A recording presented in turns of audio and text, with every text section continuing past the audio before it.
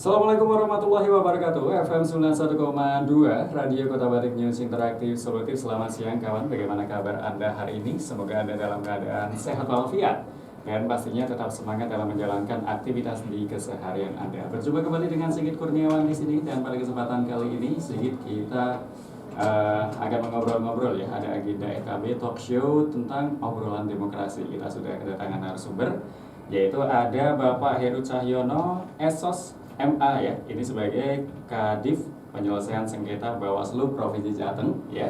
Kemudian ada Bapak Sugiarto, ini Ketua Bawaslu Kota Pekalongan. Kita akan berbicara mengenai pemohon dalam sengketa pemilu. Sebelumnya kita akan sapa terlebih dahulu. Yang pertama ada Bapak Heru Cahyono. Selamat siang, bagaimana kabarnya Pak Heru? Selamat siang Mas Sigit, dan selamat siang semua bagi pendengar Radio Kota Batik, dan salam sehat bagi kita semua. Amin ya rabbal alamin. Kemudian ada Bapak Sugiarto, ini selaku Ketua Bawaslu Kota Pekalongan. Selamat siang Bapak, boleh silakan pakai mic-nya Bapak.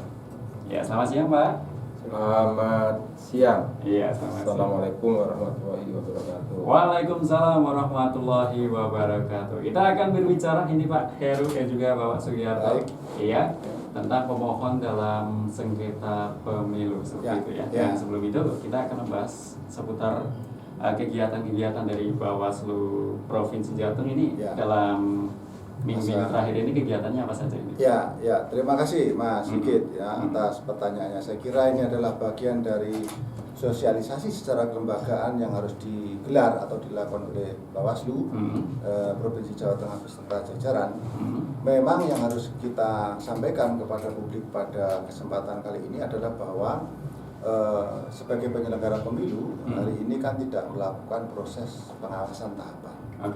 Jadi artinya secara nasional memang pemilu akan digelar secara serentak baru nanti di tahun 2024 kan begitu. Nah, kalau kemudian kita mau tarik mundur bahwa aturan mengatakan bahwa pemilu itu dilaksanakan 20 bulan atau 22 bulan sebelum pelaksanaan hari H, artinya pencoblosan, nanti akan ada tahapan baru di sekitar bulan Juli ya 2022 gitu. Nah, menjawab pertanyaan Pak Sigit tadi, bagaimana dengan kegiatan sekarang Bawaslu beserta jajaran ini? Tentu salah satunya seperti ini. Yang pertama adalah terkait dengan bagaimana kita mensosialisasikan kewenangan kita di dalam proses penyelenggaraan pengawasan pemilu.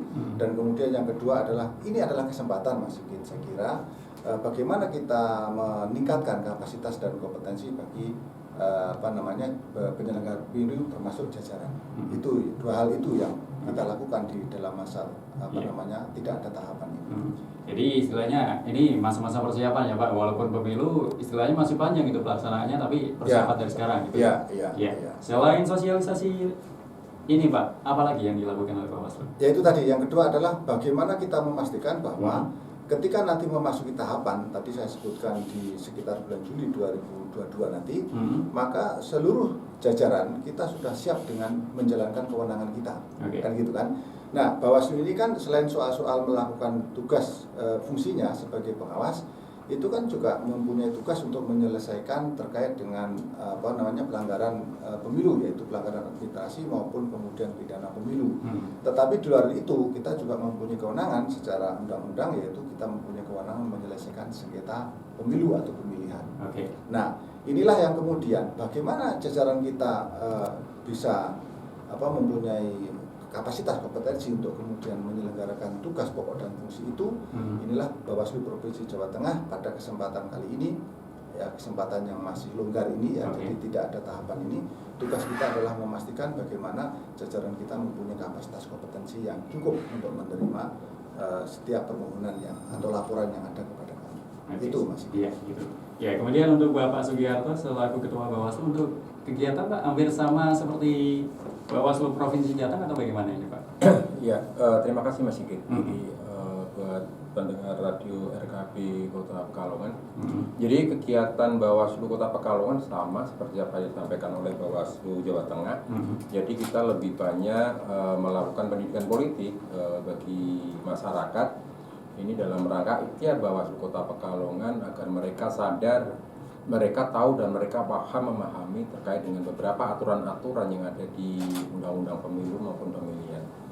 Harapan kami dengan ikhtiar misalnya kita akan membentuk kampung anti politik uang, kemudian kampung pemerasan ini karena ikhtiar ini adalah suatu bentuk yang tidak instan, sehingga mereka menyadarkan masyarakat penting arti pentingnya hak dan kewajiban mereka ketika ada proses demokrasi. Jadi proses-proses sosialisasi, kemudian peningkatan kapasitas yang tadi disampaikan oleh Pak Heru dan juga Bawaslu Jawa Tengah ini selalu dilakukan dan kami selalu konsultasi terkait dengan beberapa hal yang akan kami lakukan ke Bawaslu Jawa Tengah. Oke, ya seperti itu. Kemudian ini kita langsung ke inti Pak ya. Ini kita akan berbicara pemohon dalam sengketa pemilu. Ya ini pemohon dalam sengketa pemilu, siapa saja sih Pak yang bisa mengajukan permohonan dalam sengketa pemilu ini? Baik, Mas Sigit dan pendengar Radio Batik ya, Kota Batik semuanya ya. Saya kira ini adalah bagian juga dari pembelajaran kita kepada publik gitu kan. Mengapa kita berbicara seperti ini? Karena pada akhirnya ya publik ini kan pada akhirnya nanti pada saat tahapan pemilihan atau pemilu itu nanti akan menjadi pemilih dan kemudian sebagian dari publik itu akan menjadi bagian dari peserta pemilu kan begitu kan. Nah, oleh sebab itu sosialisasi ini saya kira sangat penting. Tapi sebelum menjawab pertanyaan Pak Sigit tadi, ini sebenarnya kerinduan kami dari Bawaslu untuk kemudian memberikan secara gamblang kepada publik terkait dengan apa itu sengketa dan apa itu pelanggaran. Ini dua hal yang kemudian selalu campur aduk ya. Jadi jangankan di publik, maksud saya di masyarakat umum begitu ya. Di penyelenggara pemilu pun seringkali masih confused soal ini ya. Kalau misalnya begini gambarannya Mas Sigit, kalau kemudian ada masyarakat atau peserta pemilu yang kemudian ada masalah pada saat pelaksanaan pemilu itu datang ke kantor Bawaslu, itu sebenarnya belum ada mindset di sana. Saya mau datang ke kantor Bawaslu itu mau melaporkan terkait dengan pelanggaran pemilunya atau terkait dengan sengketanya. Maka Mas Sigit, kesempatan ini saya kira publik juga bisa menerima daripada sosialisasi yang kita gelar ini untuk mencoba menjelaskan. Minimal ini kalau kemudian sudah bisa membedakan antara mana pelanggaran dan sengketa itu sangat luar biasa. Nah, menjawab dari pertanyaan Mas Sigit tadi, sebenarnya siapa yang bisa menjadi pemohon di dalam pemilu? Ini juga harus kita bedakan. Ada dua hal hajat pelaksanaan pemilu kita, yaitu yang pertama adalah pemilu itu sendiri atau pemilihan umum ya berdasarkan Undang-Undang 7 2017 dan kemudian pilkada ya, ada dua rezim itu ya, kita sering sebut itu. Ada dua. Nah, ada pemilu dan ada pemilihan atau pilkada. Kalau pemilu itu berarti maknanya maksudnya adalah untuk memilih presiden, wakil presiden, DPR dan kemudian DPD ya kan? Lalu kalau kemudian pilkada atau pemilihan itu adalah untuk memilih gubernur, bupati, wali kota, itu kira-kira. Nah, untuk hari ini Mas Sigit kita akan berbicara khusus untuk pemilu. Berarti ini konteksnya adalah untuk berbicara soal penyelenggaraan pemilu untuk presiden, wakil presiden, kemudian DPD dan DPR ya. Kalau saya bilang DPR berarti di situ ada DPR pusat, DPR provinsi sampai kabupaten kota. Nah, menjawab pertanyaan Mas Sigit tadi itu sebenarnya siapa yang bisa menjadi pemohon? Undang-Undang 7 2017 clear, saya kira bahwa yang sebagai pemohon itu ada 4 kelompok. Nah, dari 4 kelompok itu masing-masing itu ada bakal calon dan calon, berarti ada 4 kali 2 berarti ada 8 kelompok. Ya, itu akan saya jelaskan satu-satu supaya ini bisa menjadi pemahaman buat kita bersama. Yang pertama adalah yang bisa menjadi pemohon. Kalau kita bicara soal pemohon berarti orangnya Mas Sigit. Ya, kalau misalnya ada permohonan sengketa, siapa yang bisa mengajukan? Kan ini tidak semua orang bisa mengajukan. Yang bisa mengajukan itu siapa? Kan itu pertanyaan Mas Sigit. Yang pertama, kelompok pertama itu peserta pemilu legislatif itu partai politik. Berarti yang bisa mengajukan adalah partai politik peserta pemilu dan partai politik yang mendaftarkan ke KPU. Jadi maksudnya ini bedanya adalah kalau partai politik peserta pemilu adalah partai politik yang sudah mendaftarkan kepada KPU dan itu sudah ditetapkan sebagai peserta pemilu. Nah, itu partai politik itu bisa mengajukan permohonan di dalam sengketa. Atau partai politik yang mendaftarkan ke ke KPU. Jadi maksudnya adalah partai politik yang secara administratif itu berproses, ya kan? Kan gini Mas Sigit, partai politik itu kan sebenarnya banyak. Ya, partai politik yang terdaftar di Kemenkumham itu banyak, tapi tidak semua partai politik yang terdaftar di Kemenkumham itu bisa menjadi peserta pemilu. Ya kan? Nah, partai politik yang dalam proses mengajukan diri secara administratif untuk bisa menjadi anggota untuk menjadi peserta pemilu itu juga bisa menjadi pemohon di dalam permohonan sengketa pemilu. Itu kelompok pertama Mas Sigit. Kemudian kelompok yang kedua itu adalah calon anggota DPR. Berarti DPR provinsi juga DPR kabupaten. Nah, siapa calon? Calon adalah orang per orang dari partai politik yang kemudian sudah ditetapkan oleh KPU menjadi calon anggota DPR. Kalau di dalam bahasa teknisnya itu berarti orang-orang dari partai politik yang sudah ditetapkan di DCT, daftar calon tetap. Nah, itu bisa mengajukan diri sebagai pemohon dalam permohonan sengketa pemilu. Lalu masih di dalam rumpun itu adalah bakal calon. Kalau tadi calon, kalau ini bakal calon. Bedanya apa? Bedanya kalau bakal calon berarti orang per orang dari partai politik yang itu kemudian secara administratif berproses untuk bisa ditetapkan menjadi bakal calon. Ya, berarti apa? Salah satu tandanya, cirinya adalah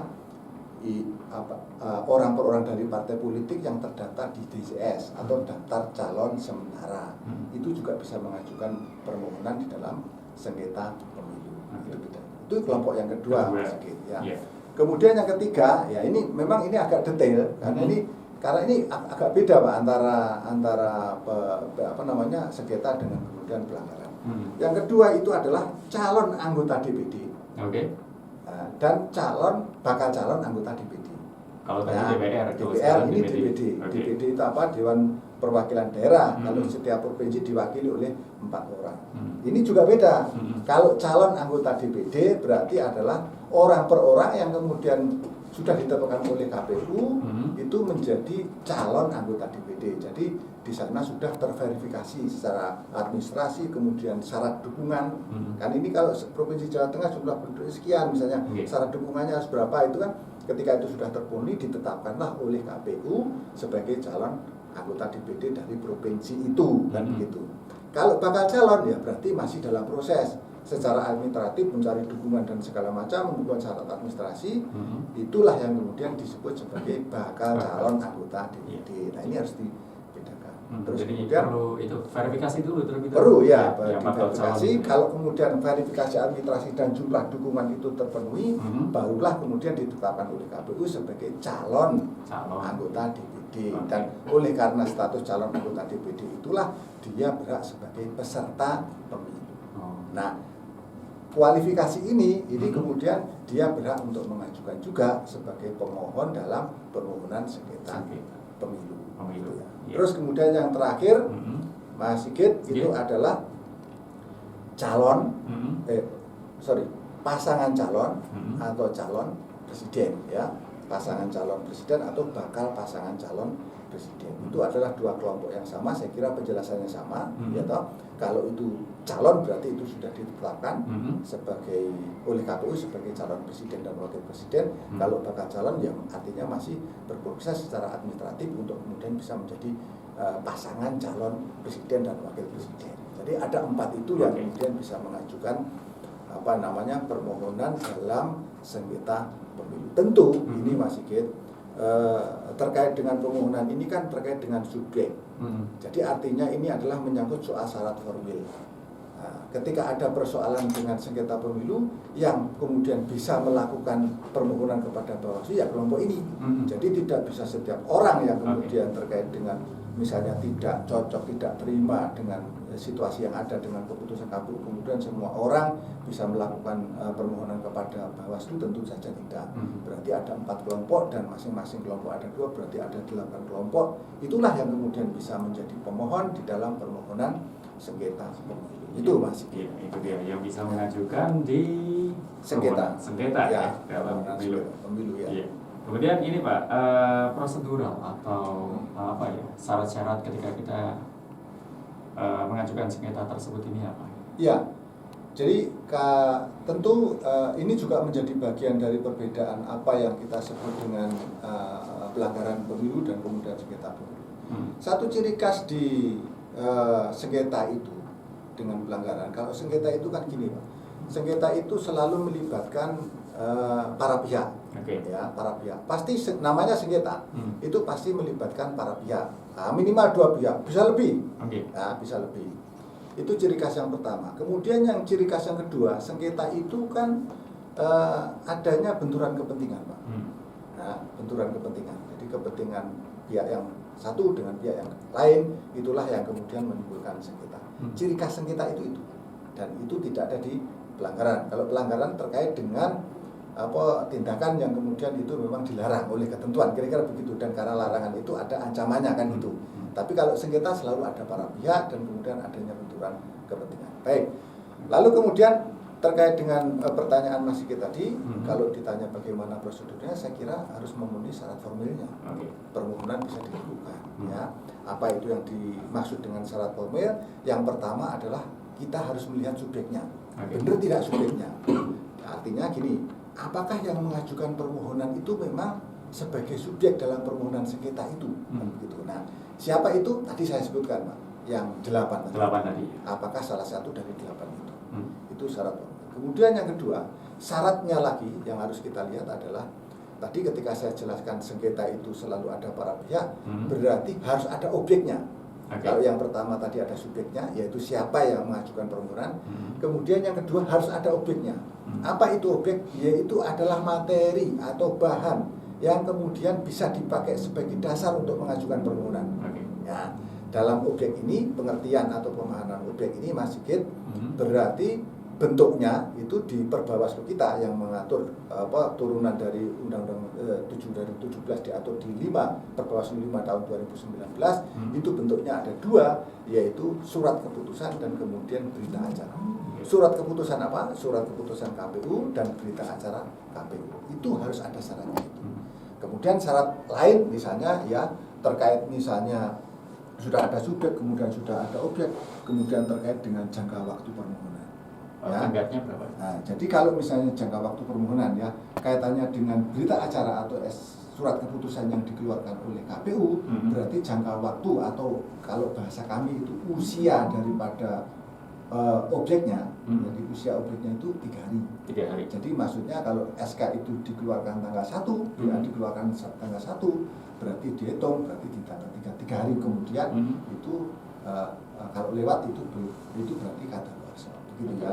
Jadi mekanismenya jelas kalau permohonan sengketa itu jadi tidak bisa berkepanjangan. Mengapa? Karena sifat pada permohonan sengketa itu harus selesai pada setiap tahapan.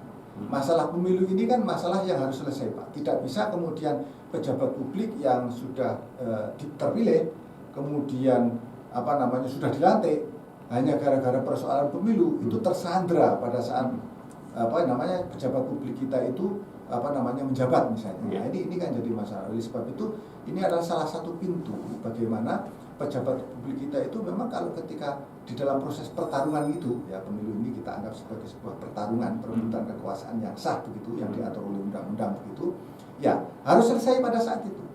Ya kalau misalnya itu pada saat kampanye selesai pada saat kampanye. Kalau itu pada saat pencalonan selesai pada saat pencalonan dan pintunya adalah di sengketa ini gitu ya tujuannya. Itu Mas. Iya. Baik, itu dia penjelasan atau syarat formil. Yang pertama ada subjek, kemudian ada objek, kemudian ada berkas-berkas, surat dari keputusan KPU dan berita acara berita acara, kemudian ada tenggat waktunya yaitu 3 hari. Nah, kita berbicara tadi mengenai persyaratan apa saja, kemudian apa itu sengketa dan juga pelanggaran dalam pemilu, kemudian syarat formil dan lain sebagainya. Kita akan berbicara kalau di pemilu sebelumnya ini Pak Heru Cahyo, ada pelanggaran nggak atas sengketa dalam pemilu sebelumnya? Ya, ini kita harus sampaikan kepada publik juga ya, karena ini adalah bagian dari pertanggungjawaban publik sih kira-kira. Khusus untuk sengketa di pemilu itu, kami di Provinsi Jawa Tengah kemarin secara keseluruhan itu ada 34 permohonan sengketa ya. Dari 34 itu kemudian ada 5 permohonan yang kemudian tidak bisa diregister Ya, tentu tidak bisa diregister ini Mas Sigit, itu karena ada syarat ketentuan yang tadi saya sebutkan itu tidak terpenuhi, gitu kan. Nah, setelah kemudian tenggat waktu dan kita berikan kesempatan untuk perbaikan, ternyata itu tidak bisa dilakukan atau syarat formilnya tidak memenuhi, maka tidak bisa kita.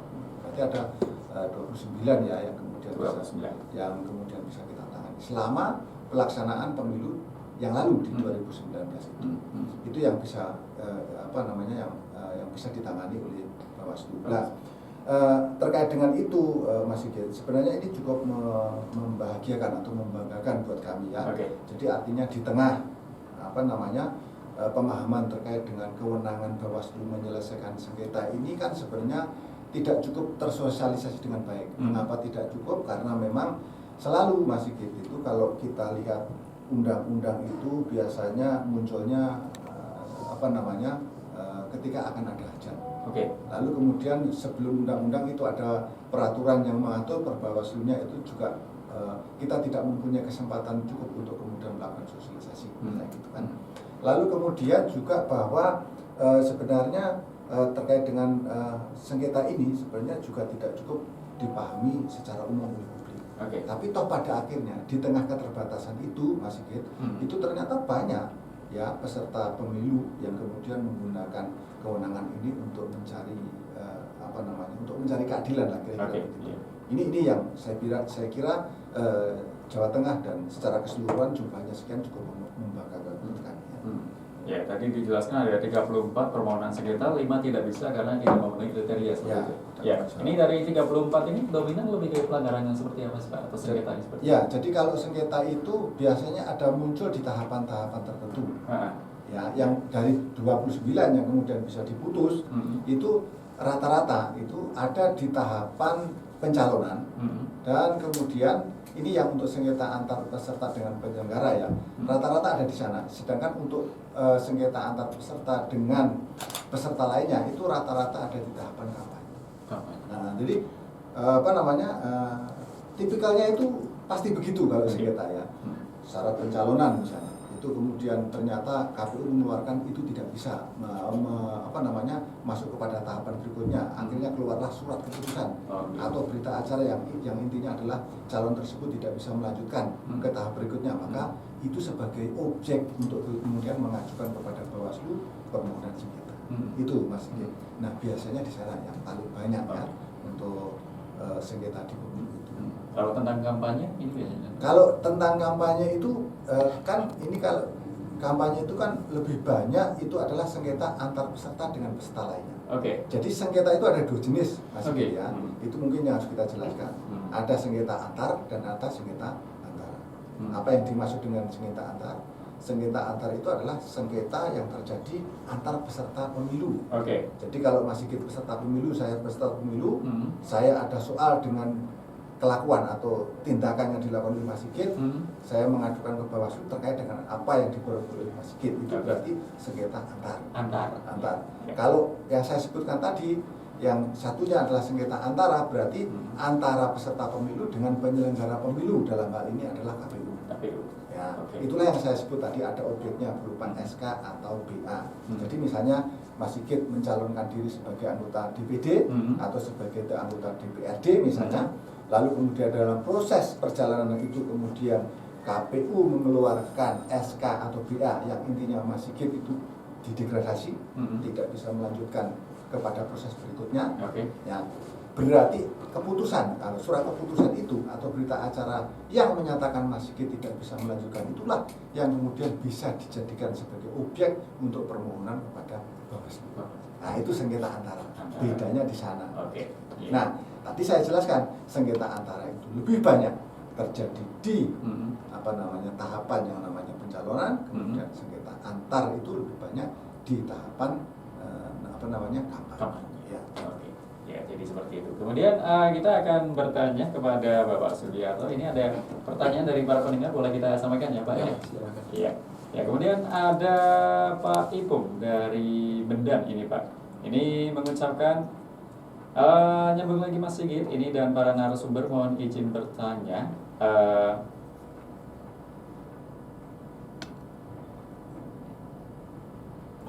Ya sebentar Pak.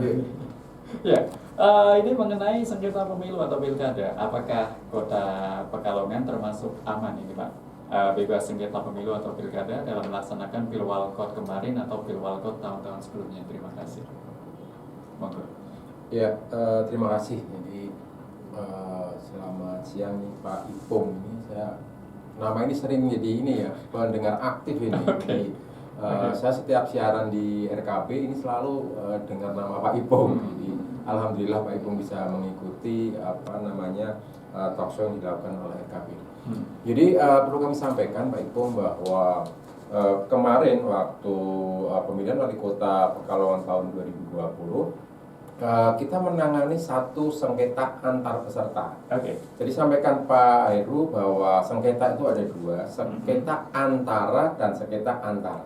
Kalau sengketa antar itu berarti peserta dengan peserta. Jadi kami menyelesaikan satu kasus, mungkin Pak Ipung ini kan salah satu pegiat demokrasi ini. Jadi dia mengikuti berbagai macam kegiatan Bawaslu di Kota Pekalongan dan dia paling aktif. Jadi kemarin kami menangani satu sengketa antara peserta. Jadi kasusnya salah satu pasangan calon atau tim kampanye atau relawan itu dirugikan. Jadi bukan atas pencopotan alat peraga kampanye. Dan alhamdulillah karena sengketa itu prosesnya adalah mediasi, musyawarah untuk mencari jalan terbaik dengan win-win solution. Alhamdulillah itu bisa terselesaikan dengan baik Pak Ibu. Dan kedua belah pihak menerima hasil musyawarah itu, kesepakatan itu. Itu Pak Ipung. Jadi karena ini kan sengketa itu kan hal yang baru, jadi kewenangan yang baru yang diberikan oleh undang-undang. Kalau waktu dulu mungkin belum ada penyelesaian sengketa yang model seperti saat ini. Jadi itu Pak Ipung informasi yang sampaikan. Ada hanya satu atau gimana Pak? Satu masih gitu. Satu saja? Iya. Ya, dan itu bisa terselesaikan dengan baik? Iya. Iya, oke. Kemudian ada Pak Ipung lagi nih, barangkali Pak Heru bisa menambahkan ya. Ini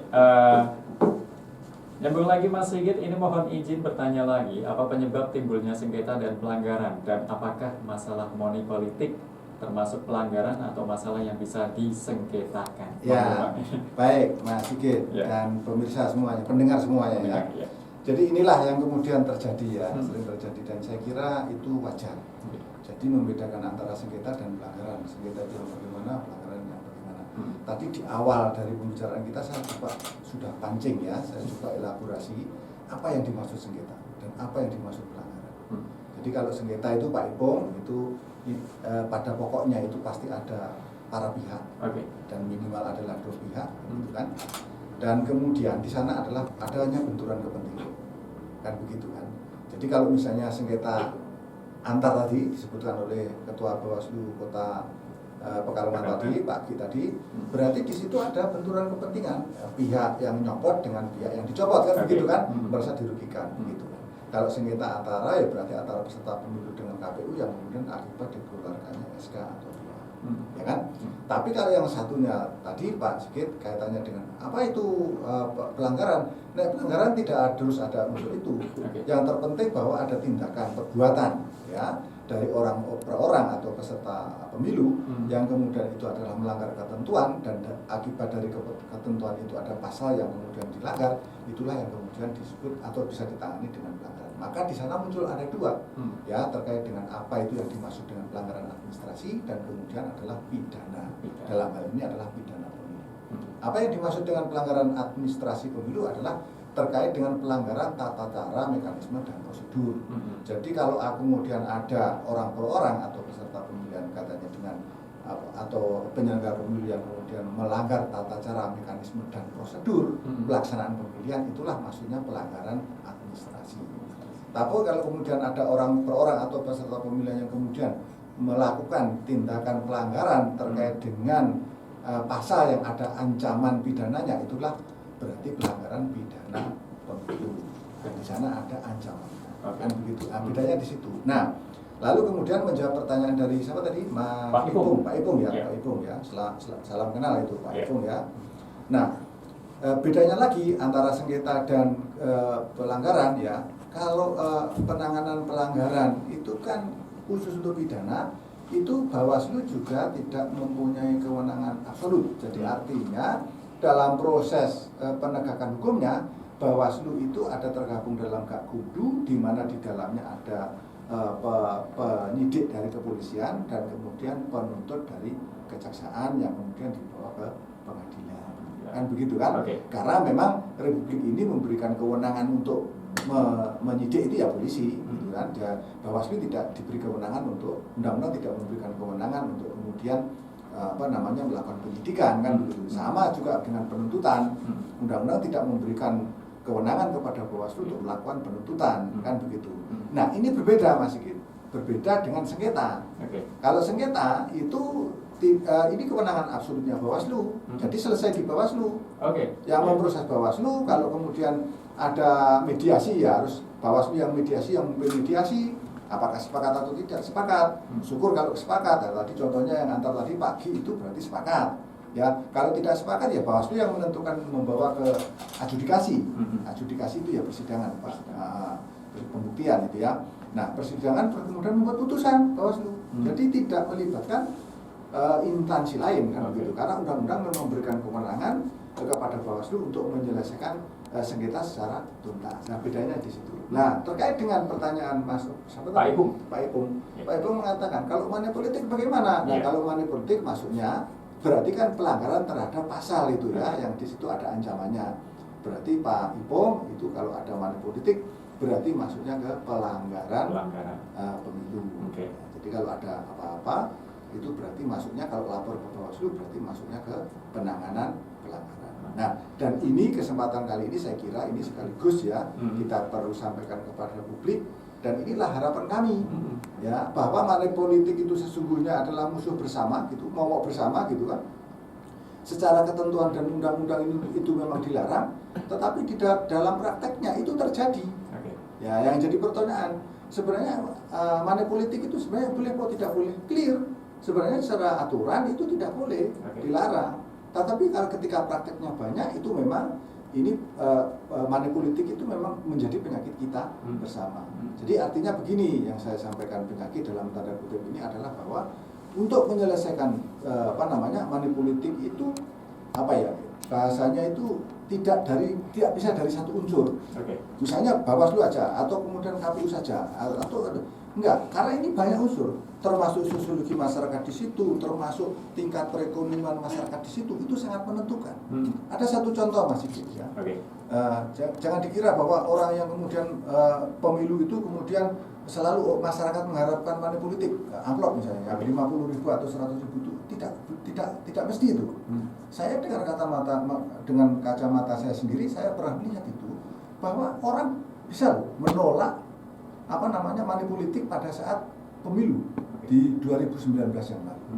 Ya, jadi ceritanya di kampung kami tinggal di perumahan itu kira-kira itu kemudian ada calon legislatif yang kemudian menyuruh atau memutus tim suksesnya untuk kemudian memberi roti, Mas.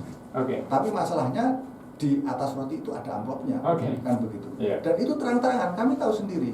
Pak, ini untuk apa? Ini dari Pak ini disebutkan namanya. Lah maksudnya apa? Kan begitu.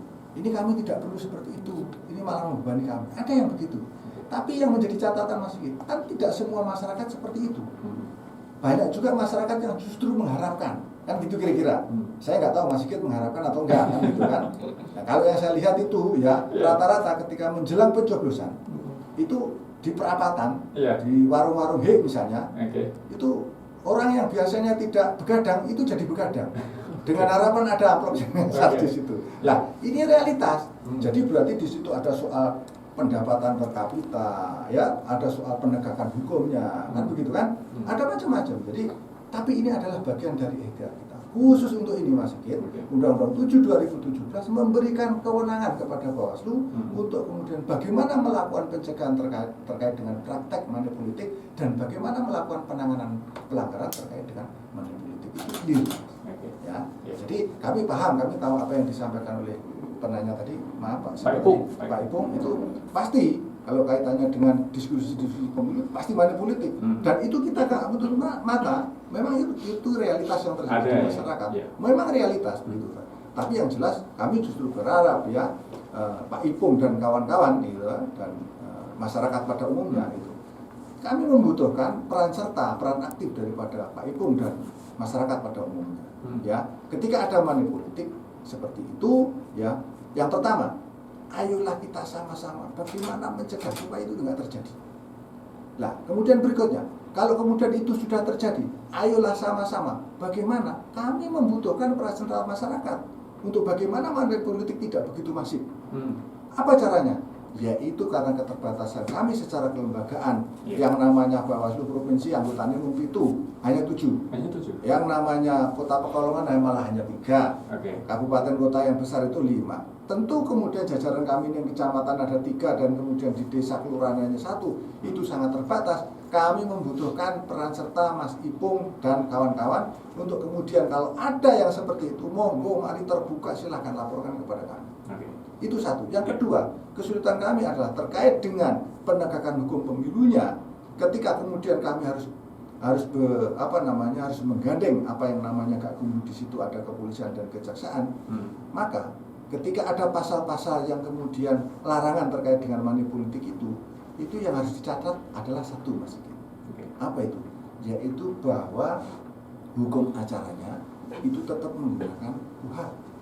Artinya untuk bisa membuktikan apakah sebuah perbuatan itu memang melanggar ketentuan sebagaimana ditentukan oleh Undang-Undang 7 2017 itu, tentu ya itu cara pembuktiannya pakai KUHP. Jadi kita punya pasal sendiri, KUHP-nya hukum acaranya harus pakai KUHP.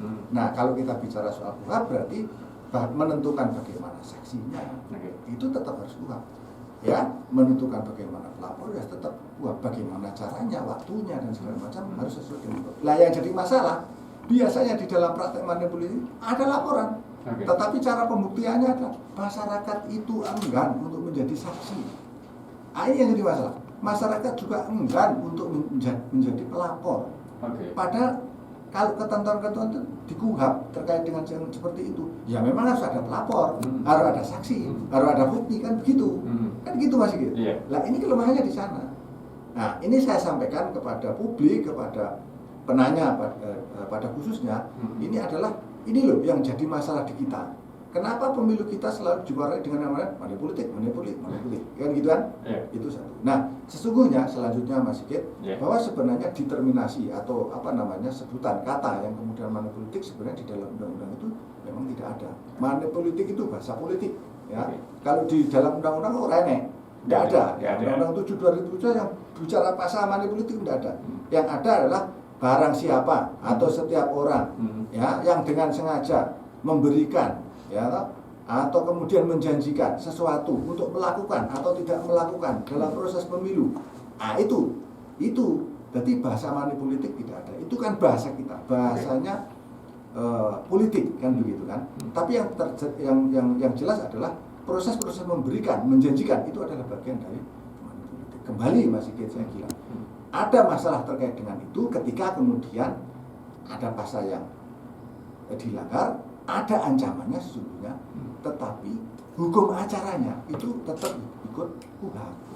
Ya, berarti penuntutnya tetap dari kejaksaan, penyidiknya tetap dari kepolisian, mekanisme tata cara prosedurnya itu tetap dengan menggunakan KUHP. Nah, itu yang jadi masalah. Nah, sementara di dalam penyelesaian penanganan money politik itu kan kita juga terbatas oleh waktu. Nah, ini yang jadi masalah, terbatas oleh waktu. Sudah hukum acaranya ikut KUHP, sudah kita tidak mempunyai kewenangan absolut, lalu ditentukan pula oleh waktu. Lah, leg spesialisnya di mana ini sekarang kan begitu. Kan ini yang jadi masalah kita. Jadi maksud saya, ini saya tidak berusaha untuk kemudian mencoba membela diri, tapi saya menyampaikan realitas. Mengapa yang namanya politik itu begitu masif, yang di satu pihak janjane, sebenarnya ya, janjane itu bahasa tempat saya, itu sebenarnya dilarang, ya, tetapi faktanya itu menjadi kebutuhan, kan begitu kan? Nah, ini yang jadi masalah. Jadi kayak kita ini ceritain hal soal itu, ya. Jadi berarti belum ada sanksinya Pak tentang itu? Ada sanksinya, ada. Pasal-pasalnya ada. Barang siapa setiap orang yang kemudian dengan sengaja, itu kalau kita bisa membuktikan unsurnya itu dibawa ke pengadilan, itu juga ada sanksinya. Ya, ada hukuman pidana kurungan dan kemudian denda. Ada. Tapi untuk kembali ke sana, itu kalau kita hitung persentasenya sangat kecil. Sangat kecil. Karena apa? Itu tadi, hukum acaranya tetap hukum acara KUHP. Itu, Pak. Sementara kita leg spesialis, maksudnya leg spesialis, waktunya ditentukan. Ya toh, kewenangannya ditentukan. Tapi kemudian hukum acaranya di sana, itu tetap pakai KUHP. Itu yang jadi masalah. Ya, Itu. Ya, permasalahan money politik pasti selalu ada ya. Pasti menarik. Iya, Dan saya kira ini harus komprehensif. Ya, Bawaslu yang diberikan kewenangan oleh undang-undang, kita juga ingin ingin supaya kita sama-sama memberantas itu, maka semua stakeholder, semua masyarakat termasuk menanya tadi, monggo, mari kalau kemudian itu ada hal yang ditemukan di lapangan seperti itu, laporkan. Kita butuh saksi juga karena itu tadi hukum acaranya tetap KUHP. Itu Pak ya. Ya, oke. Ya, baik, terima kasih Pak Heru. Kemudian kita beralih ke Pak Sugiharto. Untuk di Kota Pekalongan sendiri, Pak, adakah indikasi kecurangan money politik di Kota Pekalongan? Ya, terima kasih Mas Sigit. Jadi pada saat pemilu kemarin karena ini obrolan terkait dengan sengketa pemilu. Jadi Bawaslu Kota Pekalongan pada saat pemilu kemarin, pemilihan DPRD, DPR, kemudian presiden ini, kami menangani satu kasus politik uang. Satu kasus politik uang. Jadi pelanggaran. Jadi setiap orang tadi disampaikan setiap orang memberikan sesuatu itu dan untuk mengajak memilih seseorang dan sebagainya. Kami menangani satu kasus ini, jadi laporan dari masyarakat kemudian kami tangani dan itu sampai ke persidangan Mas Sigit. Ya, sampai persidangan, sampai pengadilan. Kami kan Bawaslu itu kan kewenangannya ketika ada dugaan pelanggaran pidana, kami menangani dugaan pidana ini kemudian bersama dengan Sentral Gakumdu. Di situ ada kepolisian dan kejaksaan, kemudian Bawaslu, kemudian kami yang namanya sidang SG ya. Jadi pembahasan pertama, kedua dan ketiga itu sepakat kemudian dibawa ke pengadilan. Kalau terkait dengan keputusan pengadilan itu sudah hak mereka, tapi secara hukum bahwa money politik ada dan itu bisa diseret sampai ke pengadilan. Jadi ini sudah jadi di Kota Pekalongan sudah menangani itu. Sehingga harapan kami sih janganlah, karena politik uang atau money politik itu kan merusak demokrasi. Dan kalau memang terbukti ya ancamannya kan 72 bulan. 72 bulan. Iya. Itu kan ini maksimal ya, lumayan itu. Itu masih gitu. Itu yang di Kota Pekalongan. Jadi sudah berhasil diseret sampai ke pengadilan. Iya. Jadi pemilu sebelumnya atau tahun-tahun sebelumnya? Kemarin. Iya, kemarin sempat ada. Ya. Masih bersama Sigit Kurniawan dan juga ada narasumber kita, ada Bapak Heru Cahyono, ini Koordinator Penyelesaian Sengketa Bawaslu Provinsi Jateng, kemudian ada Bapak Sugiharto, Ketua Bawaslu Kota Pekalongan. Kita masih berbicara mengenai pemohon dalam sengketa pemilu. Ya. Ini ada pertanyaan Bapak dari para pendengar, barangkali bisa dijawab Pak Heru maupun ditambahkan oleh Bapak Sugiharto. Yang pertama ini ada Pak Roni di Keraton. Ini mengucapkan, selamat siang Pak Heru dan Pak Sugi. Selamat siang. Saya ingin bertanya mengenai tentang bagaimana penanganan sengketa hasil pemilu. Kemudian ketika sudah didapatkan hasilnya, tindak lanjutnya seperti apa? Baik. Terima kasih. Ini saya kira pertanyaannya bagus ya. Jadi artinya berarti dari sosialisasi kita itu paling tidak ada materi yang kemudian bisa ditangkap. Nah, terkait dengan pertanyaan itu tadi, Mas Sigit, saya kira bagaimana kita melakukan penanganan terkait dengan permohonan sengketa pemilu, itu undang-undang secara jelas itu sudah memberikan kepada kita tata cara dan prosedurnya. Ya, di dalam permohonan sengketa itu ada tahapan-tahapan yang kemudian harus diikuti. Yang pertama adalah tahapan penerimaan permohonan. Jadi di sana di tahapan penerimaan permohonan itu berarti syarat dan ketentuannya itu harus terpenuhi, gitu ya. Nah, lalu kemudian tahapan keduanya, ya, ketika kemudian permohonan sudah dinyatakan terpenuhi dan kemudian kita sudah oleh karena terpenuhi itu kemudian kita bisa meregister, maka tahapan selanjutnya adalah kita melakukan mediasi. Ya, ini kan sengketa Mas ya. Sengketa itu berarti tadi ada para pihak, berarti kewajiban kita secara ketentuan itu adalah melakukan mediasi. Jadi kita pertemukan para pihak, terus kemudian pengawas pemilu sebagai mediator itu memimpin mediasi. ada tawaran-tawaran di sana. Adakah kira-kira permohonan dari pemohon itu bisa diterima oleh termohon, ya kan? Itu tahapan yang kedua. Kemudian kalau misalnya ini contoh saja, kalau misalnya dalam tahapan mediasi akhirnya tidak bisa mencapai kesepakatan, ya artinya mediasi tidak terpenuhi, maka mediator, yaitu Bawaslu sebagai mediator memutuskan untuk kemudian membawa ke persidangan, namanya adjudikasi. Nah, kalau persidangan itu ya sidang pembuktian. Nah, di sana menghadirkan pemohon, apa permohonan pemohon, apa jawaban termohon, tahapannya. Lalu kemudian di situ ada pembuktian, di dalam pembuktian itu mendatangkan saksi, bukti, kemudian ahli juga bisa, atau kemudian pihak pemberi keterangan juga bisa. Lalu kemudian adalah kesimpulan para pihak, dan kemudian di akhir daripada proses itu kemudian persidangan atau adjudikasi diakhiri dengan kewajiban Bawaslu untuk membuat putusan. Nah, sekarang pertanyaannya, bagaimana dengan putusan yang harus dikeluarkan oleh Bawaslu? Bawaslu, Undang-Undang di Undang-Undang 7 2017 itu pasal 466 itu jelas bahwa kita mempunyai kewajiban untuk menyelesaikan permohonan sengketa itu paling lama itu maksimalnya itu adalah 12 hari. 12 hari. Jadi harus selesai. Jadi permohonan sengketa apapun itu harus selesai dalam waktu 12 hari. Kalau sempat lepas dari 12 hari itu maka kesalahan ada di Bawaslu. Ya, dari 12 hari itu Mas Sigit itu terbagi di dalam 2 hari pertama masa apa yang kita sebut dengan mediasi. Kemudian sisanya di 10 hari sisanya itu apa yang kita sebut dengan adjudikasi. Gitu ya. Lalu kemudian tindak lanjutnya, keputusan Bawaslu itu bersifat final, ya, bersifat final. Untuk untuk pemilu itu ada satu kesempatan kepada pemohon yang kemudian tidak puas dengan putusan Bawaslu, itu kemudian bisa mengajukan koreksi namanya. Ya, koreksi. Kalau di pilkada namanya banding, tapi kalau di Undang-Undang 7 2017 itu namanya koreksi. Nah, koreksi itu diselenggarakan dalam waktu 1 hari maksimal dan itu disampaikan kepada Bawaslu RI. Ya, itu putusannya seperti itu. Jadi kalau kemudian pemohon tidak puas dengan putusan Bawaslu, maka dia bisa mengajukan tindak lanjutnya itu adalah melakukan koreksi. Ya. Tapi kemudian kalau kemudian pihak termohon yang tidak puas dengan putusan Bawaslu, itu pihak termohon itu tidak bisa mengajukan banding atau tidak bisa mengajukan koreksi. Jadi pihak termohon dalam banding KPU itu harus melakukan eksekusi terhadap putusan Bawaslu. Ya, itu. Jadi sifatnya putusan Bawaslu itu bersifat mengikat ya.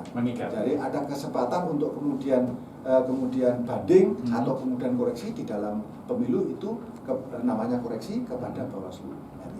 Lalu kemudian kepada pihak termohon yang kemudian tidak puas dengan putusan Bawaslu, itu dia tidak mempunyai hak untuk kemudian mengajukan koreksi. Jadi hanya pemohon saja yang berat. Nah, itu. Jadi terhadap putusan Bawaslu, KPU sebagai termohon itu harus melakukan eksekusi. Ya, itulah makanya tadi saya sebutkan adalah sifatnya itu adalah mengikat. Itu ya. Itu dia. Baik, terima kasih Pak Heru. Kemudian ada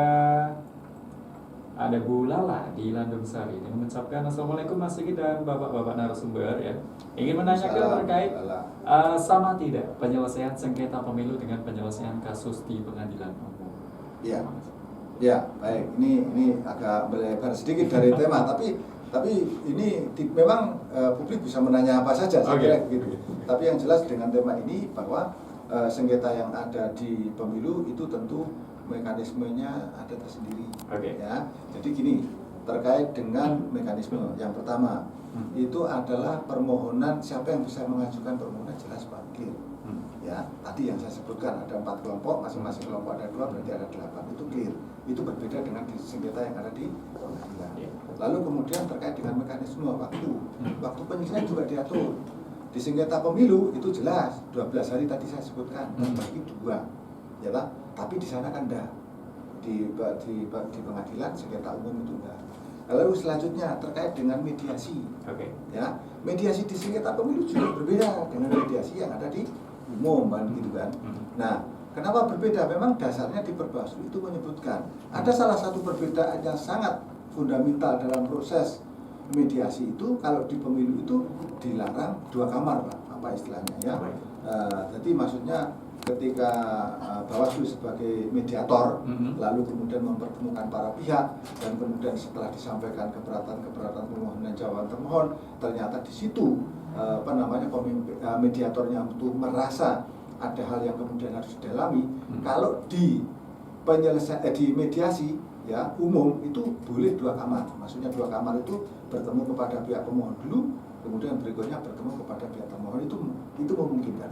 Tetapi kalau di pemilu itu tidak boleh ya. Jadi pertemuan 2 kamar itu tidak boleh. Jadi mediasi yang harus digelar ya itu sebagai mediator Bawaslu harus terbuka ya, sama-sama di antara para pihak yaitu pemohon maupun termohon. Itu bedanya ya. Ada beberapa perbedaan. Jadi kalau pertanyaannya Mbak Bu Lala ya, terkait dengan itu ada bedanya ya, terkait dengan waktu, terkait dengan mekanisme, juga terkait dengan pelaksanaan daripada mediasi itu jelas berbeda. Mengapa demikian? Memang karena dasarnya berbeda ya. Kita mengacu pada Undang-Undang 7 2017 yang kemudian secara teknis itu diatur di dalam Bawaslu, itu mengatur seperti itu. Tentu pertimbangan-pertimbangan dari pembuat undang-undang atau pemberi kewenangan ini adalah terkait dengan hal supaya ini tidak menimbulkan sangka. Saya kira gitu. Contoh misalnya terkait dengan mediasi. Ya, kita ini kan ngurusi soal-soal pemilu, soal-soal politik. Kan gitu Mas Sigit ya. Kalau kemudian mediasinya tidak diatur, kemudian ada 2 kamar, ya bisa saja. Kemudian putusannya dianggap ini ya, misalnya menguntungkan salah satu pihak, misalnya, bisa duting itu, wah ini Bawaslunya nggak netral ini, mediatornya nggak bener ini. Nah, 2 kamar apa nggak tahu apa yang dibicarakan di sana. Kok tiba putusan seperti ini, misalnya kayak gitulah. Ini harus direduksi dengan cara ketentuan tadi itu, bahwa di dalam pemilu mediasi itu tidak boleh 2 kamar. Ini yang sangat prinsip. Jadi prosedurnya saja sudah berbeda. Sudah berbeda. Ya. Kemudian ini Pak, pertanyaan berikutnya sebelum kita ke harapan ya. Upaya dari Bawaslu Provinsi Jateng dan juga Bawaslu Kota Pekalongan apa ini dalam menggiatkan istilahnya masyarakat harus melek yang namanya pemilu dan pilkada seperti dari Pak Herudul. Bagus ini. Jadi gini. Jadi Bawaslu Provinsi Jawa Tengah ini mulai bulan ini sampai nanti di akhir tahun nanti akan kita evaluasi. Itu divisi sengketa itu mempunyai program untuk kemudian membumikan ini ya kewenangan Bawaslu dalam menyelesaikan sengketa. Baik itu sengketa pemilu maupun sengketa pemilihan. Itu yang akan kita bumikan. Harapannya apa? Harapannya adalah publik yang itu adalah nanti akan menjadi pemilih dan kemudian publik yang nanti akan menjadi peserta pemilu atau pemilihan nanti pada akhirnya sudah mempunyai gambaran terkait dengan proses sengketa yang ada di Bawaslu. Tujuannya apa? Itu juga ingin membantu kepada publik menggunakan kewenangan Bawaslu, sekaligus juga tujuannya adalah untuk membantu ya bahwa ketika kita menjalankan kewenangan itu akan lebih mudah. Kan kita lebih mudah menerima permohonan kepada orang yang lebih paham. Artinya syarat administrasinya dia sudah tahu, sudah ngerti apa itu yang dimaksud dengan sengketa, apa itu syarat administrasinya, bagaimana cara mengajukannya, sudah paham. Itu jauh lebih gampang daripada misalnya orang yang nggak paham datang ke Bawaslu yang penting nesu, marah-marah, ya kan? Lalu kemudian tidak tahu apa yang terjadi. Kita harus menganalisa itu, Mas. Ini masalahnya apa? Harus menganalisa. Berbeda kalau kemudian orang yang sudah paham atau peserta pemilu pemilihan yang sudah paham itu kemudian datang ke Bawaslu, Pak Sigit, saya mau mengajukan sengketa misalnya. Nah, itu kan sudah jelas. Ini persyaratannya, itu juga akan membantu. Nah, hari ini kesempatan ini ya toh sampai nanti di akhir tahun Bawaslu Provinsi Jawa Tengah mempunyai program seluruh kabupaten kota di Jawa Tengah. 35 kabupaten kota itu kita wajibkan untuk melakukan kegiatannya menggunakan semua platform yang ada, apa itu melalui YouTube, apa Instagram, apa kerjasama dengan radio seperti yang dilakukan oleh Pak Ki ini di Kota Pekalongan ini. Seperti ini caranya adalah mensosialisasikan kewenangan yang dimiliki oleh Bawaslu dalam menyelesaikan sengketa pemilu maupun pemilihan. Itu terus secara reguler gitu. Nah, tujuannya itu tadi. Itu Mas yang kita lakukan. Ya, berarti perlu mengait relawan ya Pak untuk sosialisasi ini. Saya kira semua stakeholder. Nanti kita akan sampaikan tema dan deskripsi temanya. Kemudian teman-teman di kabupaten kota yang kemudian harus mengeksekusi program itu nanti bisa menghadirkan siapa saja. Ya, boleh itu narasumber dari akademisi, boleh dari praktisi, boleh dari misalnya peserta pemilu. Yang kemarin misalnya kan, yang misalnya punya pengalaman mengajukan permohonan tadi Pak Ki cerita ada PSAP, permohonan sengketa antar peserta Oke. pemilihan misalnya, itu diundang dijadikan narasumber, pengalamannya kemarin bagaimana, itu boleh, silakan. Dan itu akan menjadi khasanah buat publik untuk kemudian, oh ini loh, Bawaslu itu punya kewenangan seperti ini, oh ini loh caranya mengajukan permohonan sengketa, sehingga pada akhirnya ujungnya itu Mas Sigit, bahwa kita bisa menyelenggarakan pemilu serentak di 2024 nanti itu secara baik gitu ya, secara efektif. Itu saya kira Mas. Iya, amin, semoga lancar. Kemudian untuk dari Bawaslu Kota sendiri Pak, persiapan seperti apa untuk upaya tersebut? Iya, kami dari Bawaslu Kota Pekalongan, jadi kami sudah merancang sebuah kegiatan untuk 1 tahun ke depan. Jadi kami lebih banyak akan sosialisasi terkait dengan beberapa aturan yang ada di Undang-Undang Nomor 7 Tahun 2017, Undang-Undang Pemilu. Kemudian kami akan mencoba membumikan keberadaan Bawaslu Kota Pekalongan ini dengan membentuk beberapa dengan stakeholder. Ini membentuk kampung-kampung yang tadi disampaikan, misalnya kampung anti politik uang, kampung pengawasan, dan rencana kami akan bersama kelompok-kelompok masyarakat, Mas di Pekalongan, untuk menggelar diskusi secara rutin terkait dengan hak dan kewajiban warga negara dalam menyongsong pemilu 2024, sehingga mereka paham betul apa aturan-aturan mana yang boleh dilakukan dan mana yang tidak boleh dilakukan. Nah, harapan kami sehingga mereka ketika nanti pada saat pelaksanaan pemilu tahun 2024 mereka sudah paham betul, sudah memahami dan sudah mengerti apa yang harus mereka lakukan ketika berhadapan dengan sesuatu yang menurut mereka patut diduga itu pelanggaran. Sehingga mereka berani melaporkan, berani melakukan inisiatif dalam rangka terwujudnya demokrasi di Kota Pekalongan yang baik, amanah, jujur, dan bisa dipertanggungjawabkan. Ya. Di kampung anti politik di Kota Pekalongan sudah ada berapa? Ya, jadi rencana kami akan besok tahun 2021 ini kami akan membentuk 8 kampung, 4 kampung pengawasan dan 4 kampung anti politik uang. Kemarin kami sudah bentuk 3. Jadi ada kemarin 3 kampung pengawasan, 3 kampung politik uang. Target kami sih nanti di 2004 itu di 27 kelurahan di Kota Pekalongan, masing-masing kampung sudah terbentuk. Ini sebagai bentuk ikhtiar kami untuk menyadarkan masyarakat tadi, Mas Sigit. Ya, baik, seperti itu. Kemudian pertanyaan terakhir ini Pak Heru sebelum kita mengakhiri sesi. Harapan dan kesimpulan. Baik, jadi begini. Jadi saya kira kita ini kan negara demokrasi clear itu. Negara demokrasi, dan salah satu mekanisme dalam proses penggantian kekuasaan di negara demokrasi itu dengan pemilu. Jadi apa-apa kita itu dipemilukan, presiden dipemilukan, DPR legislatif dipemilukan, DPD juga begitu, kepala daerah, gubernur, wali kota, bupati itu juga dipemilukan. Nah, artinya bahwa yang menjadi persoalan di kita ini sesungguhnya bukan pemilunya itu sendiri. Pada akhirnya apapun pelaksanaan pemilu itu kan terpilih ya wakil rakyat atau pemimpin. Tetapi penting untuk kita, perlu saya garis bawahi, penting untuk kita adalah semua stakeholder yang ada, penyelenggara pemilu, masyarakat umum dan segala macam, masyarakat sipil, stakeholder dan segala macam, itu adalah mengupayakan, mengusahakan bagaimana pelaksanaan pemilu itu menjadi berkualitas. Apa itu pemilu berkualitas? Satu cirinya adalah pemilu itu adalah melibatkan partisipasi publik.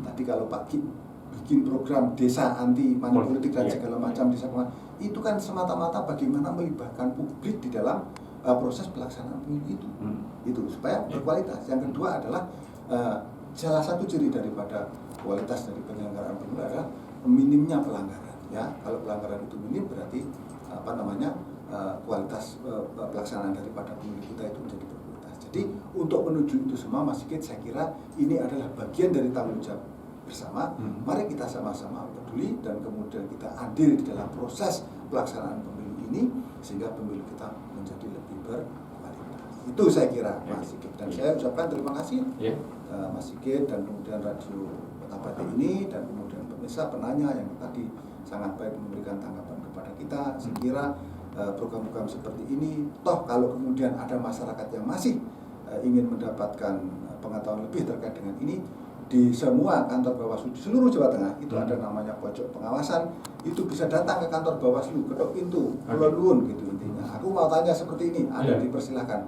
Monggo kita berdiskusi di pojok pengawasan di masing-masing kantor Bawaslu Kabupaten Kota. Terima kasih, saya kira itu Mas. Oke, baik. Terima kasih Pak Heru. Ada tambahan Pak Suli? Oke, sudah cukup. Baik, terima kasih kepada Pak Heru Cahyono. Ini Koordinator Penyelesaian Sengketa Bawaslu Provinsi Jateng, kemudian ada Bapak Sugiarto, Ketua Bawaslu Kota Pekalongan. Ini kita sudah membahas tentang pemohon dalam sengketa pemilu, baik itu pelanggaran dan lain sebagainya.